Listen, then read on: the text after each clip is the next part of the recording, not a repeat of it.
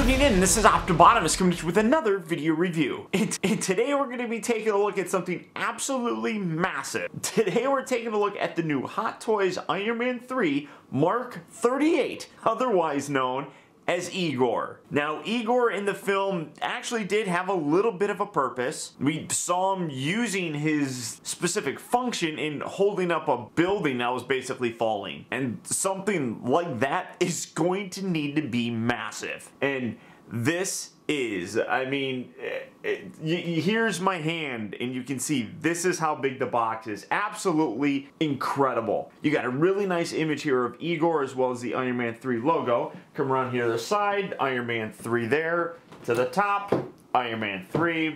Bottom, nothing. Come around here to the back and you have the various warnings and things of that nature, as well as the cast and crew responsible for making this figure. Now, when you do open it, it's very heavy duty on the inside. You get the house party protocol, that whole thing. And then you can see that it's that very heavy duty foam that we get a lot with the like die-cast figures or the Incredible Hulk, things like that, or even if you have the House Party Protocol Hall of Armor set, that's what it's made out of. So very heavy duty foam protecting the figure. It is a very heavy figure, despite the fact that it's made out of plastic. But for the packaging, that's about it for him. So without further ado, let's get him out here and see how cool he actually is. Alright guys, so here we have the Mark 38 Igor opened up and out of his packaging, and this thing is absolutely massive. Now, right up front, I'm going to tell you that what you see is what you get. There are no accessories with this guy. And while that's a little bit of a letdown, especially when you look at the price for him, this is just so massive that I really could care less and I don't need any accessories. And the amazing amount of detail on this is just absolutely extraordinary. I mean, all the way down, and we'll zoom in this on the future segment here of the video, but you're going to see all the detail on here. Just the amount of wear that's put on here really does kind of capture that very industrial feel that this guy has. I mean, you look on here, there's no die cast first of all, but all this metal work on here, which it's just plastic, but it looks like metal. I mean, especially down here, like around his thigh area, it's just incredible. And then you look around here at the back where the actual spine is and all the intricate little details and the various gears that are just put into it. The craftsmanship is just top notch on this. They really did not skimp out on any of the details. It really, it's a massive piece, and really it is one of the best that I have in my collection. And I basically have all the Iron Man figures. This one really, I mean, beyond the size of it, it just has a presence to it that is heavy duty and massive. Now, for a comparison, getting it out of the way, I had him on a turntable just because it's easier to actually move him around. Here he is next to another fan favorite from the Iron Man 3 House Party Protocol, that being the Heartbreaker. And you can see a huge difference here. It's really extraordinary when you look at that. This is a 12-inch figure and this guy just dwarfs them, but you can really kind of see, you know, I mean, Tony Stark fitting inside there. I mean, it really does work. The massive size though, and granted, he is standing fully erect right here, and a lot of people's poses, they probably are going to have him more hunched over, giving him that, the Igor look, but just stretching him out, you can just see how massive he is. I mean, his arms and, well, forearms in his hand here are like the size of a torso. I mean, he comes up to like his chest area. It's insane how big this is. It's really quite impressive. It really is one of those figures that in hand completely just makes your jaw drop and you just sit there and stare at it in awe. But getting him out of the way and taking a look at some of the actual details close up, you can see some great detail. I love the fact that they actually have warnings and things like that right up on there. You can see that a little bit down here with the hands and everything, and I'll highlight that here in a little bit. But again, just terrific detail. You come around, you can see a lot of wear here up on the shoulders, all throughout the actual figure. I mean, even on the side of the head, you got some nice wear marks on there. I mean, the variation in terms of the paint is really exquisite. You come around here to the back, and again, this is where you see a lot of very intricate details that just really pop. I mean, it's simply incredible. And again, nice wear throughout the silver. You got some nice wear here on the blue as well. Just a high degree of subtle things on here in terms of the paint that really bring things out. You come around here to the actual top section. These are actually extended. You can see that they actually collapse down as a part of his normal actual display look, and I kind of angled this back a little bit, but you can see that's just his standard look. And then again, looking at the sides here and everything, amazing amount of detail in terms of the various gears and things like that. Come around here back to the other side, and again, you got some great detail on his actual shoulder bits. I mean, really very stunning. And then as we come down, you can see all that paint and all that wear just carries through. You can see his arms have a tremendous amount of those kind of scratched up looking bits, even down there to the actual thighs on his legs. I mean, obviously his arms are part of really what he uses to kind of support things and lift things, so you would imagine his hands just having a lot of wear. And then spinning around to the side here again, you can see a great amount of detail there on his forearms.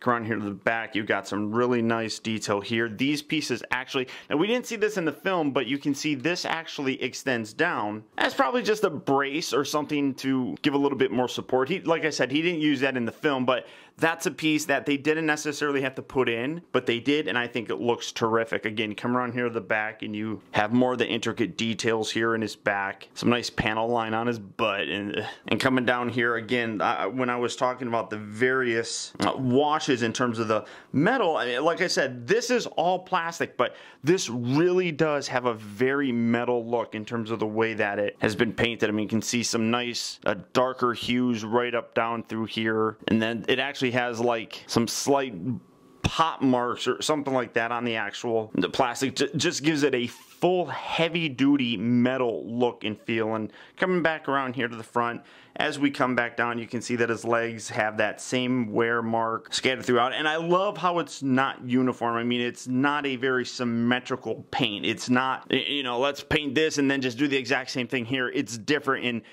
again, the attention to detail on that kind of stuff is really just spectacular. And then as we come back around, taking a look at the side of the leg, that same basic paint detail carries through. You come around here to the back, and you can just see massive legs. He's gonna need huge, massive legs to be able to support whatever weight he's gonna be lifting, and the legs really do have that in terms of their presence. I mean, really cool, massive feet down here to give a very solid stance. And again, all of it was just wonderfully recreated by the folks at Hot Toys. You just coming back up here to take a little bit more of a closer look at it. Everything is just amazing. Now, a lot of the features, like I said, in terms of seeing like this extend out, wasn't in the film, but you gotta believe that Hot Toys looked at the official images and the models from Marvel and said, well, you know, it's there, we need to put it in the figure. And they did, and they did a great job. Now, for his articulation, it is actually still a very well articulated figure. I mean, you can see that the head here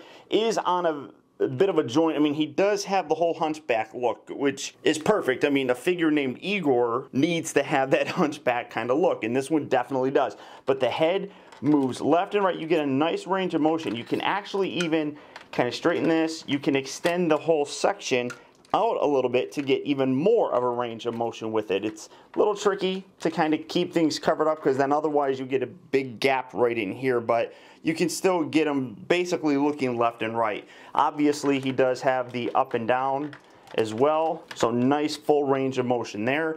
The shoulders here rotate fully right on this joint up here at his shoulder. It moves in, moves out. This section here is on a bit of a spring, and again, I love, you got like these little pistons right up inside here that are spring loaded. So as you bring it in, it kind of springs out a little bit. So terrific, terrific detail. The shoulders here, or I should say the bicep rotates, so you got that range of motion. You got a little, well, you got an elbow joint that moves about there and moves about there, but he also has a slight joint just below that. So almost double jointed elbows, I guess you could say. When you look at the hands though, the hands are massive in and of themselves. You got a nice ball joint here. Some things get a little bit in the way because you got this big giant piece right here, but you get a full range of motion with that. And it's, like I said, on a ball joint. The actual thumb here is on a ball joint, and then you got the bend right there. The fingers are very similar to all the other Hot Toy Iron Man figures. He's getting a little top heavy and wants to kind of fall forward, but in terms of the hands, like I said, they are very similar to all the other articulated hands. He only does come with this, so naturally they put the repulsor light right inside there, and you don't have to worry about swapping it out or anything, but you got the 3 different points of articulation there on his actual hands. Now I'm gonna just take it off of this thing here and maybe zoom back a little bit. He's so massive to actually just manipulate. I mean, it literally is like playing around with or articulating a baby or something like that. And that's his chest. This attaches just via a magnet, which is really nice. So you can see he does have an upper ab crunch that you can move side to side like so, forward and back. You come down here, nothing at the lower part of the waist though. So all the articulation is coming in here with this abdominal crunch. The hips, or I should say, move forward and back. You got a little bit of range of motion, not a heck of a lot. They move in and out just a little. I mean, he is huge, so it's fairly, you know, accurate representation. A figure like this is not going to be, or I should say a character like this is not going to be very light on his feet, so he's not going to have as much, I guess, posability, but all the articulation is really basically still there. He does rotate at the upper part of the thigh. He's got 2 joints here at the knee so that you can bend it and basically get a 90-degree pose right there. The ankles have a nice heavy ratchet joint that move forward and back. They move up and down, in and out, things like that. And then the actual toes have a little bit of pivot. And then you can see all these little pieces right here flex and move as you bring things around, and it just covers it up. And then you got this section right back here, flips out like so, but it has a spring to bring it back. So all the articulation that you could possibly want is really represented here. It's just a matter of, I mean, you really aren't going to get a heck of a lot of poses with them, but really, what kind of poses do you need? Now, he does have a couple extra features like I showed you before. He does have these sections that fold down. He does have this section right here that lift, and then you want to make sure you pull it all the way till you hear that click and locks into place. Just like so. And I love how as you do it, these little bits right up inside here become more visible. Looks really very cool. These pieces down here, you can actually take them, and much like, and it's kind of hard to get to them, but yeah, well, they tell you to start with the bottom and work down. So go like that, go like that, go like that. So you can see that that kind of flexes as it did in the actual movie, but even afterward, I mean, it's like they folded down and then they went right back up. So, I mean, it's just a little extra feature that's on there. And then also, he does have the light up feature, as you would expect in all Iron Man figures. Now, you come around here to the top section, you just pull this forward, and you've got the switch right inside there, and when you light, I mean, he's got really bright eyes, probably some of the brightest, just because the light bulb is probably bigger in there than, you know, anything else that we've gotten before with an Iron Man figure. So you have that, and then you just, I'm going to put that right back on there like so, lift that up. Like I said, this section right here is a little bit of a magnet, so you can just take that off. You got the switch right in here. Flip that on. Really nice new rectangular arc reactor, which looks very cool. Now, the fists are a little bit of a pain in the butt to do. You have to come around here, rotate this around, lift this piece. I wish they would have done this a little bit different. If I were to change one thing about this figure, would be actually where they have the switch for this, but I guess you got to put the battery in here, but you can see that, and then you've got the switch right there, right along the side. It's kind of, did I? Yeah, I got it. And then you have to take this and put that back on, and there you have this, again, very bright repulsor light. So getting that there, do that on this side as well, pull that, and then that sometimes flops inside there, and then you gotta get inside this bit just like that, put his panel back on, and now you have that hand lit up as well. And he is a little bit tough to balance. You do have to use some finesse when you're doing it because he is so big, and because he hunches forward, he becomes a little bit front heavy, so he wants to kind of topple forward. But with as big of his feet actually are, you can really balance him very nicely. But like I said, they almost could have skipped on some of the articulation on this. So while they could have skimped on that, I'm glad that they didn't. But really, the best pose for him, like I said, is looking like he's holding something massive over his head. Ultimately, this is a piece that is absolutely for a hardcore Iron Man collector. At over $500, this is a very expensive piece. But having said that, I don't know how many times I've talked to the various viewers of mine, and they always say that they really wish that they could afford something like this or something else. And this is a great case where Sideshow Collectibles offers the flex pay option. These figures are announced 8 to 12 months or so in advance. So what you can do is you can go on their website and set up monthly payments with it, so that when this is actually released, it's already paid for and it's going to be sent to you the day of. So something like this, if you paid $100 a month, it's paid off in 5 months, which is well ahead of when this actually comes out. That's a terrific service that can really help collectors out. And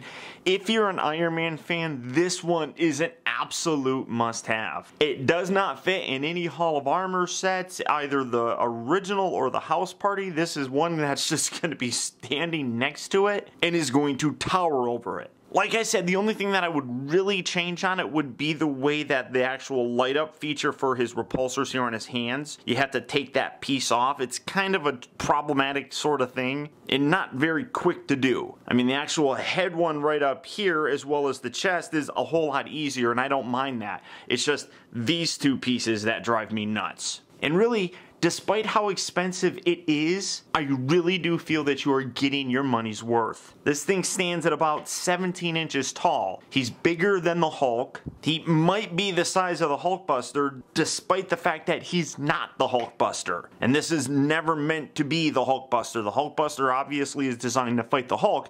This is designed to be, like I said, a heavy lifting suit. So this was not their idea to replace the Hulkbuster or anything like that. It's just a really cool, massive piece that, as I said previously, they probably could have skimped on some of the articulation, but I'm really glad that they didn't. It just makes this thing so much more incredible. But all that being said, if this is a figure that you'd like to add to your collection, he is available at Sideshow Collectibles. So all you have to do is click on the link down in the video description. You go to Sideshow where you can pick this up and add it to your collection today. But beyond that, guys, that's about it. So once again, I want to thank you for tuning in. This has been Optibotimus. Don't forget that you can keep in touch with me by liking my Facebook page at facebook.com/TeamBotimus and by following me over on Twitter at twitter.com/Optibotimus. Also, I'd encourage you to check out my new website at optibotimusreviews.com, where you can see all my videos from the previous week, see what I have coming up for future release, and also get your very own Optibotimus t-shirt. And finally, I'd also really appreciate it, guys, that if you like this review, don't forget to please like,